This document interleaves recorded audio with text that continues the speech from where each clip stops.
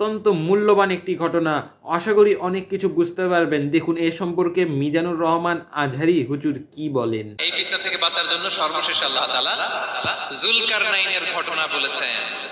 অনেক বড় বাদশা ছিলেন। পৃথিবীতে 4 জন বাদশা গোটা বিশ্ব শাসন করেছেন। 2 জন কাফির, 2 জন মুমিন।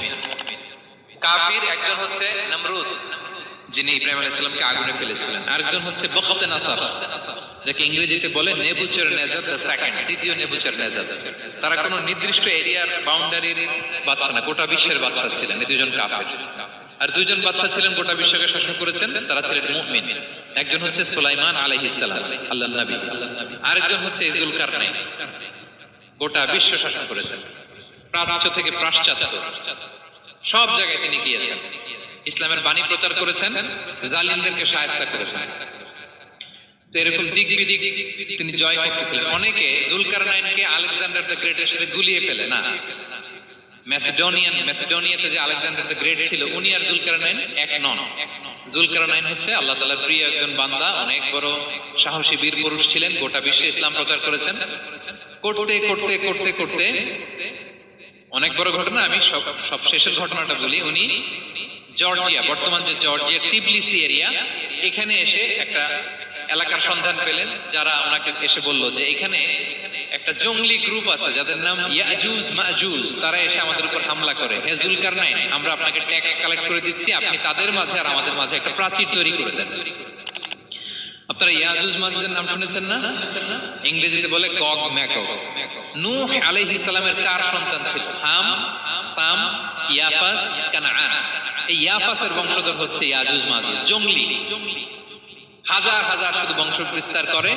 তারা এসে লোকালয়ে মানুষের উপর আক্রমণ করে, তাদের গবাদি পশু এগুলো ছিনিয়ে নেয়, ফলমূল খেয়ে ফেলে। তো যুলকারনাইন বাদশার কাছে যখন বিচার দেওয়া হলো, উনি বললেন ঠিক আছে, তোমাদের ট্যাক্স দেয়া লাগবে না, তোমরা শারীরিক পরিশ্রম করে আমাকে সাহায্য করো। তো উনি বর্তমানে হচ্ছে এক পাশে কৃষ্ণ সাগর, ব্ল্যাক সি, আরেকদিকে কাস্পিয়ান হ্রদ বা কাস্পিয়ান সাগর, এর মাঝখানে 1200 কিলোমিটার লম্বা মাউন্টেন রেঞ্জ, পাহাড়ি এরিয়া। আপনারা গুগলে দেখবেন। এইখানে 2 পাহাড়ের মাঝখানে ফাঁকা জায়গায় তিনি বড় বড় লোহার বাঁধ প্রচিত করলেন, গেড়ে দিলেন। এরপরে তামা, সীসা গালিয়ে বিশাল একটা ওয়াল তৈরি করলেন। এটা যুলকারনাইন ওনার বানানো ওয়াল বা ড্যাম, প্রাচীর। এখন আর ইয়াজুজ মাজুজ আসতে পারে না। ওরা আর আসতে পারে না। ওরা প্রতিদিন এটা ভাঙার চেষ্টা করে, কিন্তু ভাঙতে ভাঙতে আরেকটু ভাঙলেই ভেঙে যাবে। ওরা বলে আগামীকাল ভেঙে ফেলবো, ইনশাল্লাহ বলতে ভুলে যায়। এজন্য এরপরের দিন এসে দেখে আবার এটা আগের মতো হয়ে আছে। কিয়ামতের আগ দিয়ে ওদের মধ্যে এই ইনশাআল্লাহর প্রেরণা আসবে। তাদের একজন বলে উঠবে, আগামীকাল ইনশাআল্লাহ আমরা এটা ভেঙে খান খান করে দেবো, ঠিকই ভেঙে ফেলবে।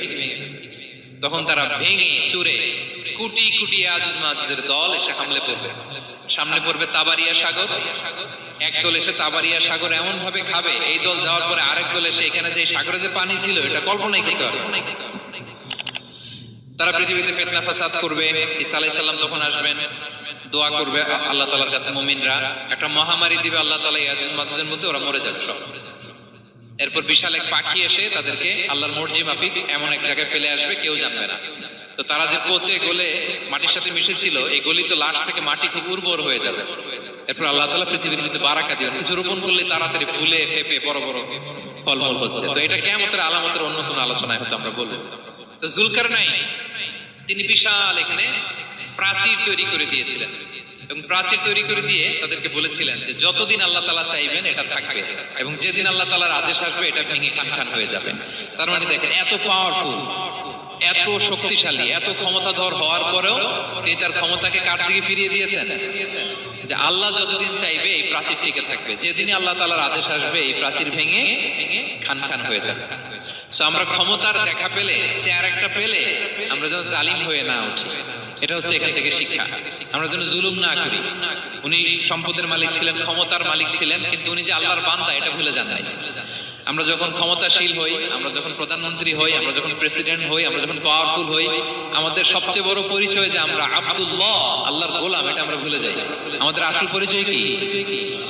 আমরা আল্লাহর গোলাম।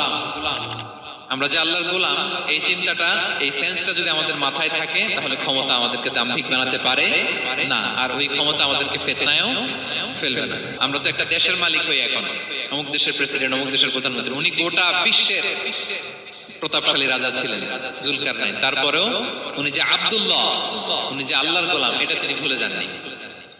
তাহলে এইভাবে যদি আমরা এই ফিতনাগুলো থেকে বাঁচার চেষ্টা করি, তাহলে এই ফিতনা থেকে আমরা বেঁচে থাকতে পারবো। এবং দাজ্জাল যদি এই মুহূর্তেও আসে, সে আমাদেরকে বিভ্রান্ত করতে পারবে না। পারবে? পারবে না ইনশাআল্লাহ। ইনশাআল্লাহ বলেন।